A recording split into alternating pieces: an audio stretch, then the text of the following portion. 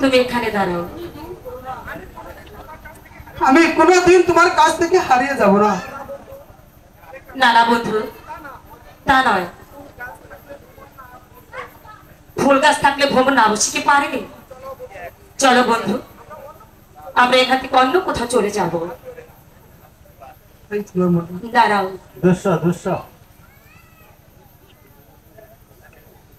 এই আমি তোমাকে একটি প্রশ্ন করবো।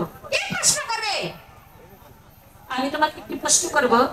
তুমি কি জানো একটি মাছ চালাতে পারে? চুপ করো, চোখ নিচে নামিয়ে কথা বলো। তাহলে তুমি কেন আমার মাছের দিকে চোখ তুলে তাকিয়েছো?